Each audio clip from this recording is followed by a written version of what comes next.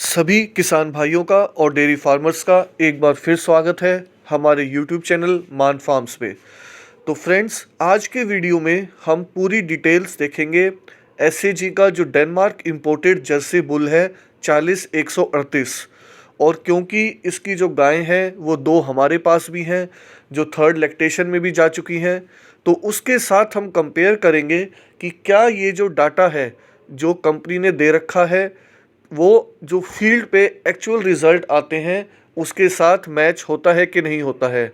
कितना ये milk improve करता है, फर्टिलिटी कैसी है, मेस्टाइटिस होने के चांसेस कितने हैं, प्रोडक्टिव लाइफ कैसी है। तो जितना भी ये डाटा जो कंपनी शेयर करती है उसको हम कंपेयर करेंगे कि इसका जो फील्ड में रिज़ल्ट आ रहा है, क्योंकि हमारे फार्म पे इसकी हीफर हैं, गाय हैं, उसके साथ। तो आइए वीडियो को स्टार्ट करते हैं। तो सबसे पहले तो इस बुल की डिटेल दे देते हैं।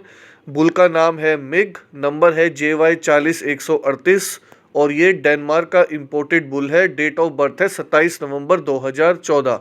तो इन्होंने इस बुल की जो खासियत बताई है वो है प्रोडक्शन, बहुत अच्छा मिल्क देगा। दूसरा है फर्टिलिटी, कंसीव करने में कोई दिक्कत नहीं आएगी, अच्छा फर्टाइल बुल है। तीसरा है A2 इसका जो मिल्क प्रोटीन है।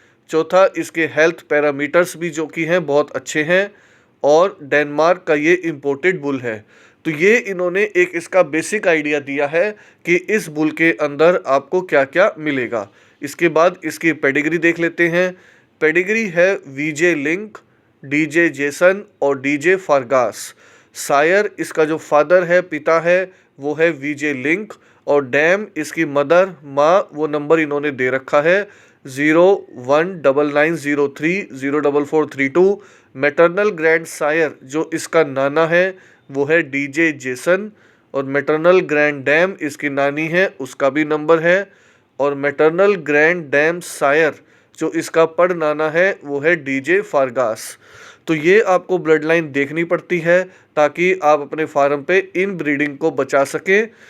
इसके लिए आपको ये जितने भी दे रखे हैं इन्होंने, फादर, नाना, पड़नाना, इन सबको आपने नोट करना है और जिस गाय पे यूज़ कर रहे हैं उसके साथ कोशिश करनी है कि इनमें से कोई भी मैच ना हो। तो इसकी जो ओवरऑल पेडिग्री बनती है वो है VJ लिंक, DJ जेसन और DJ फारगास।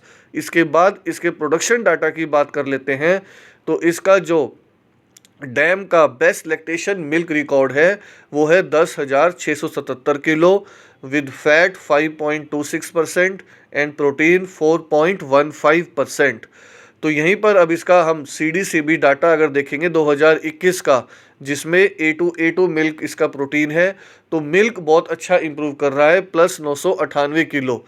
तो अगर हम बात करें अब अपने फार्म पे, हमारे जो फार्म पे है कितना इसने मिल्क दिया है, तो फर्स्ट लैक्टेशन से ही जो इसकी हीफर्स थी, जर्सी होने के बावजूद उन्होंने फैट भी 5% से ज़्यादा दिया था और मिल्क भी आराम से बहुत इजीली फर्स्ट लैक्टेशन में ही 20 किलो से ऊपर 23-24 किलो, सेकंड लैक्टेशन में 27-28 किलो की एवरेज रही है, थर्ड लैक्टेशन में 30 किलो तक इसने जाके हमें मिल्क दिया है। और जो मदर मिल्क है वो भी नॉर्मल ही है, कोई ज़्यादा मदर मिल्क हमने नॉर्मल क्रॉस ब्रीडिंग करी थी 20-22 लीटर वाली HF को हमने ये वो लगाया था, जो सीमन है उससे हमें क्रॉस ब्रीड में आई थी हमारे पास जो मिग की जर्सी थी 40-138 की। लेकिन मिल्क बहुत ही ज़्यादा अच्छा दिया है, फैट भी बहुत अच्छा था, 5% से ऊपर उसका फैट रहा है पूरी लैक्टेशन में। तो ये जो डाटा है वो बिल्कुल कंपनी का मैच होता है कि मिल्क प्रोडक्शन आपका ठीक ठाक ही इम्प्रूव करेगा। इसके बाद बात करते हैं प्रोडक्टिव लाइफ की। प्रोडक्टिव लाइफ +2.3, तो एक्स्ट्रा जो लंबे दूध देने की जो क्षमता है, ज़्यादा लंबे टाइम तक हर्ड में प्रोडक्टिव बने रहने की जो क्षमता है वो भी इसमें है। मुझे अभी तक याद है फर्स्ट लैक्टेशन में भी, सेकंड लैक्टेशन में भी बहुत लंबे टाइम तक, जब हमारी जो गायें थी वो छठे 7वें महीने तक प्रेग्नेंट थी, तब भी बहुत आराम से वो बहुत अच्छा दूध दे रही थी, जबकि हमने उसकी डाइट और फीड उस टाइम उसको ड्राई करने के लिए कम भी कर रखी थी, तब भी उसका जो दूध है नॉर्मल 10-15 किलो भी 7वें मंथ की जब प्रेगनेंसी थी तब भी चल रहा था। तो प्रोडक्टिव लाइफ अच्छी थी और फर्टिलिटी तो बहुत ही शानदार है इस बुल की। आप देख सकते हो daughter pregnancy rate +2.9, हीफर conception rate +4.7, cow conception rate +4.9।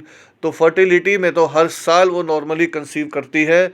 Inter calving period है वो बहुत कम है।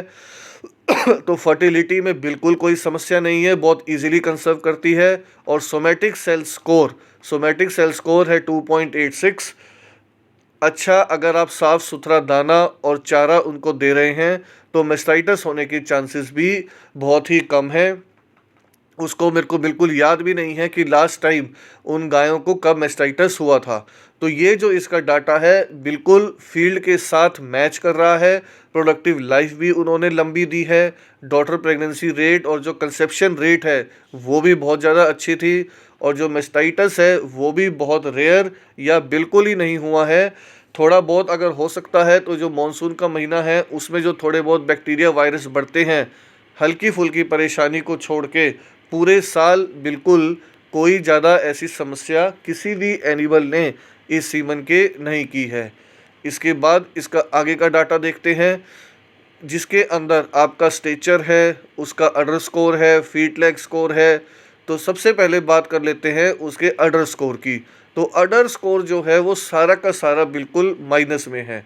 आप देख सकते हो फ्रंट अडर अटैचमेंट -1.90 लूज, रियर अडर हाइट भी बिल्कुल माइनस में -1.3 लो, रियर अडर विड्थ भी बिल्कुल माइनस में -1.3 नैरो, अडर क्लेफ्ट भी उसका माइनस में है और अडर डेप्थ भी है जो वो है शैलो।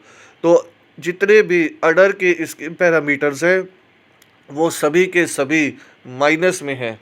तो एक चीज़ तो यहाँ से बिल्कुल क्लियर है और हमने फील्ड में भी यही देखा है कि इसका जो अडर था वो इतना हाइट से नहीं आया था, लूज़ भी था। जैसे जैसे एनिमल अब थर्ड लैक्टेशन में गया है तो अडर जो है वो नीचे की तरफ लटका है, लूज़ है। वो टाइट कॉम्पैक्ट ऊपर की तरह जो अडर की हाइट आती है वो इसके अंदर नहीं है। और फ्रंट टीथ प्लेसमेंट जो है, अगले थनों की जो प्लेसमेंट है वो काफ़ी ज़्यादा वाइड है। ये भी है उसका, अगले थन बहुत ज़्यादा दूर दूर थे और दूर दूर हैं। तो अडर का स्कोर बिल्कुल यहाँ से देख के लगता है वो बिल्कुल माइनस में है। और वो फील्ड में भी हमें दिखा है इतना अच्छी अडर की क्वालिटी नहीं है, थोड़ा लूज़ है, थोड़ा लटका हुआ है, बिल्कुल कॉम्पैक्ट ऊपर की तरह हाई अडर नहीं है। इसके अलावा जो फीट एंड लेग स्कोर है वो अच्छा है, मजबूत है, पैरों से बहुत ही ज़्यादा मजबूत एनिमल है। तो उस चीज़ में कोई प्रॉब्लम नहीं है। और जो स्ट्रक्चर है, अब क्योंकि हमने एचएफ को लगाया था तो एचएफ से तो जर्सी के जो हाइट वगैरह होती है वो हमेशा शॉर्ट ही होती है। तो स्ट्रक्चर और स्ट्रेंथ इन्होंने सब माइनस में दे रखा है। तो उसका अभी हम एग्जैक्ट आइडिया नहीं बता सकते, क्योंकि हाइट तो देखो डिक्रीज़ हुई है, क्योंकि एचएफ से जर्सी में कन्वर्ट होंगे तो जर्सी की तो एनिमल जो है वो छोटा ही होगा एचएफ से।